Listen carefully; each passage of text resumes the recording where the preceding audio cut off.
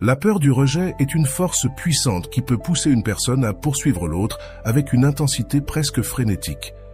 Cette crainte que son ego soit blessé par un rejet est souvent ce qui incite quelqu'un à chercher désespérément à renouer. Cela peut résonner en toi si tu te trouves dans une situation similaire, où cette énergie de rejet et ce besoin d'approbation deviennent dominants. Dans son livre sur la séduction, Robert mentionne qu'après avoir séduit quelqu'un, il est courant qu'il y ait une pause, une petite déception qui conduit souvent à une séparation. Cependant, il est étonnamment simple de raviver ces anciens sentiments. Ils ne disparaissent jamais complètement, restent latents et peuvent à tout moment être réveillés, prenant l'autre personne par surprise. Un exemple illustre bien cette dynamique. Une personne, après avoir accompli une tâche importante par une journée froide et pluvieuse, reçoit des messages de soutien et de gratitude de la part d'autres personnes. Ce soutien lui apporte une chaleur émotionnelle qui contraste avec les conditions climatiques difficiles. Et bien que sa situation soit compliquée, elle se sent réconfortée en sachant qu'elle n'est pas seule. Cela reflète la manière dont une reconnexion inattendue peut parfois apporter du réconfort et un sentiment d'appartenance. Aujourd'hui, l'objectif est de comprendre comment il est possible de raviver l'intérêt de quelqu'un qui semble s'éloigner. Si cette personne a déjà pris de la distance, il est possible de travailler à son retour en réveillant ces sentiments qui, bien que semblant endormis, sont toujours présents, attendant le bon moment pour ressurgir. Dans l'art de la séduction, on explique que la peur du rejet a le pouvoir d'altérer la dynamique entre les personnes en inversant les rôles dans une relation. Un psychanalyste autrichien, disciple de Freud, a mentionné que le rejet est une leçon dans l'art d'aimer. Cette idée a de nombreuses significations et conduit à la réflexion suivante. Lorsque quelqu'un nous accorde trop d'attention, nous finissons souvent par le prendre pour acquis, perdant ainsi l'intérêt et l'excitation initiale. L'acceptation constante peut devenir monotone, à tel point que ce qui nous excitait autrefois passe désormais inaperçu. Un exemple de cette dynamique peut être observé chez les enfants. Lorsqu'un enfant reçoit un nouveau jouet, toute son attention est absorbée par celui-ci. Cependant, si un autre enfant montre de l'intérêt pour l'un de ses anciens jouets, soudainement, ce vieux jouet reprend de la valeur. Ce principe s'applique également aux relations humaines. Lorsque tu commences à rejeter quelqu'un qui s'était habitué à ton attention constante, cette personne commence à remarquer le contraste et à valoriser ce qu'elle prenait autrefois pour acquis. Dans ce contexte, le livre offre deux réflexions importantes. La première dit que, si tu es facile à obtenir, tu ne peux pas avoir beaucoup de valeur, soulignant ainsi l'idée que ce qui est obtenu sans effort n'est pas apprécié. La deuxième réflexion est, on n'abandonne que ceux qui nous ennuient, ce qui renforce l'idée que l'ennui peut mener à l'indifférence et finalement à l'abandon. Pour mieux illustrer ce concept, imagine que tu as acquis quelque chose qui t'a coûté une somme considérable d'argent. Naturellement, tu fais tout ton possible pour en prendre soin, en t'assurant qu'il ne soit pas endommagé ou perdu, car tu sais ce qu'il t'a coûté de l'obtenir. En revanche, lorsque quelque chose est bon marché et facilement remplaçable, la préoccupation pour sa préservation diminue, car tu sais que tu peux en obtenir un autre rapidement. Cette même logique s'applique à ceux que nous désirons profondément et pour lesquels nous serions prêts à faire de grands sacrifices, voire à nous endetter pour l'obtenir. Si je mentionne cela, c'est pour que tu comprennes mieux le message que je veux te transmettre. Comme je l'ai déjà souligné, les personnes qui sont faciles à prédire ne suscitent ni curiosité ni intérêt, ce qui peut conduire à ce qu'elles soient ignorées.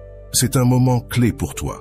Si cette personne s'éloigne, tu as une opportunité unique de changer complètement tes attitudes et tes réactions. Ne tombe pas dans le piège de réclamer plus d'attention ou de devenir quelqu'un de prévisible et ennuyeux. Tu dois t'assurer qu'on t'associe à des expériences agréables, qu'on te voit comme une source de plaisir et non comme quelqu'un qui apporte toujours des problèmes ou des conflits.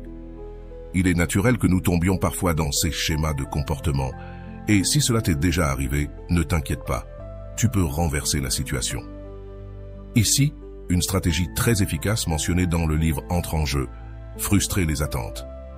Si l'autre personne est déjà habituée à tes réactions, à ce que tu agisses toujours de la même manière, tu deviens alors prévisible et par conséquent peu intéressant. Il est possible qu'elle pense que, bien que tu sois actuellement en colère, tout reviendra à la normale sans qu'elle n'ait à faire aucun effort. Dans ce cas, tu ne représentes plus un défi, et en ne constituant ni un défi ni une source de plaisir, il est facile qu'elle perde de l'intérêt. La première technique que tu peux appliquer est de frustrer ces attentes.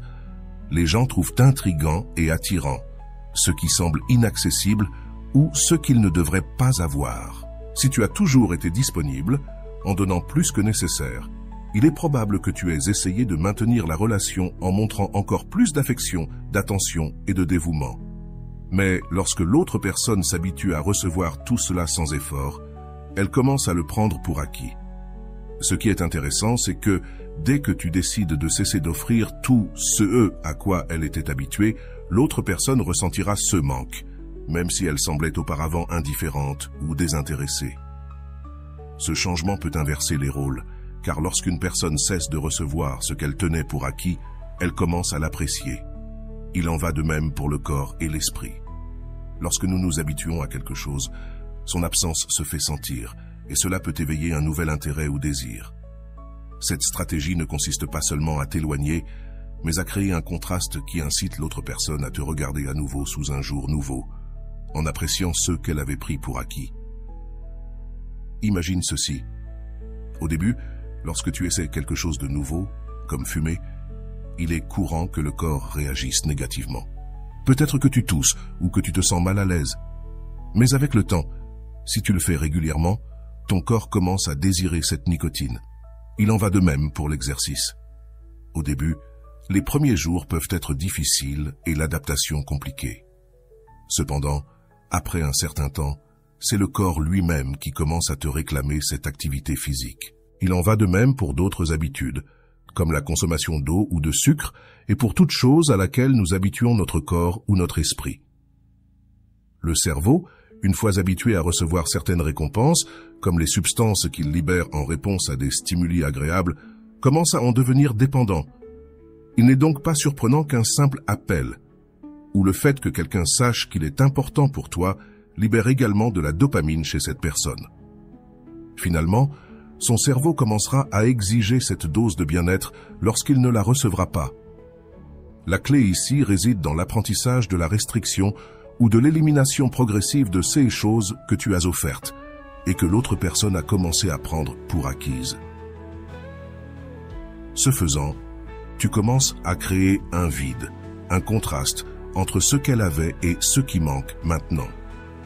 C'est à ce moment-là que les dynamiques peuvent changer radicalement. Lorsque tu commences à frustrer les attentes de cette personne, les rôles s'inversent.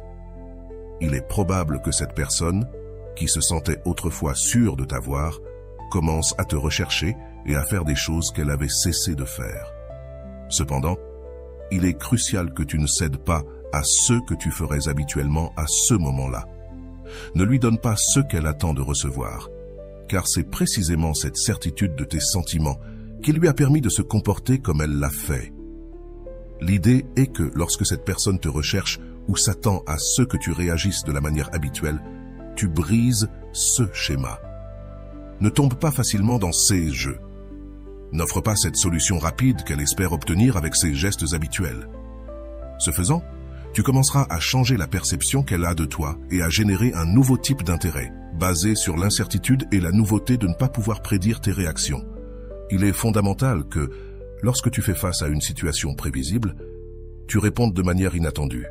Cette réaction doit être différente pour chaque personne, car il n'existe pas de formule unique qui fonctionne pour tout le monde. Plus tard, il serait possible d'explorer certains exemples. Mais l'essentiel est de comprendre qu'une autre technique puissante entre en jeu ici, générer cette peur du rejet. Cette peur du rejet, comme mentionné précédemment, a le pouvoir de changer complètement les dynamiques dans une relation. Si cette personne utilise souvent les mêmes méthodes pour obtenir ce qu'elle veut, il est crucial de lui faire comprendre que ces méthodes ne fonctionneront plus. Cependant, il ne s'agit pas d'être hostile ou indifférent, mais plutôt de changer la façon dont tu réagis, de sorte que l'autre personne ne puisse plus prédire ta réponse. Une manière efficace d'appliquer cette stratégie est de te retirer d'une manière qui suggère qu'un changement important s'est opéré en toi, que tu es désormais quelqu'un de différent, plus inatteignable. Ce changement en toi doit être subtil mais palpable, créant une sorte de mystère. Il ne s'agit pas d'être dramatique ni de couper tout contact d'un coup, mais de faire en sorte que l'autre personne perçoive qu'elle n'a plus le contrôle ou la certitude de tes réactions. Cela générera en elle un sentiment de malaise et de curiosité et réveillera cet instinct naturel de vouloir ce qui ne peut plus être obtenu facilement. Ce qui est intéressant dans cette dynamique, c'est que lorsque quelqu'un sent qu'il est en train de te perdre ou qu'il n'a plus la même influence sur toi, il commence à faire plus d'efforts. C'est alors qu'il commence à valoriser ce qu'il prenait auparavant pour acquis. Cet effort peut se manifester de plusieurs façons. L'autre personne peut commencer à montrer plus d'intérêt, à t'envoyer des messages ou à vouloir te voir davantage. Ce changement de comportement est un signe que l'inversion des rôles fonctionne. Ce n'est plus toi qui cherches, mais l'autre personne qui commence à te chercher. C'est ici que tu peux appliquer une autre stratégie puissante que je mentionne dans mon livre. Offrir de petits indices que la relation peut encore avoir un avenir mais sans t'engager complètement. Ce jeu de donner et reprendre, de maintenir l'autre personne dans un état d'incertitude, est ce qui crée l'attractivité. En maintenant cet équilibre délicat, tu réussis à maintenir l'intérêt de l'autre personne.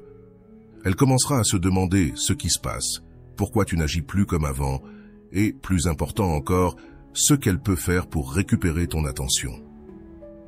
C'est à ce moment que tu peux commencer à modeler la relation de manière plus favorable pour toi, en cessant d'être celui qui donne toujours, et en permettant à l'autre personne de faire aussi des efforts pour maintenir la connexion. Cependant, tu dois te rappeler que cette stratégie ne consiste pas à jouer avec les sentiments des autres, mais à restaurer un équilibre dans la relation.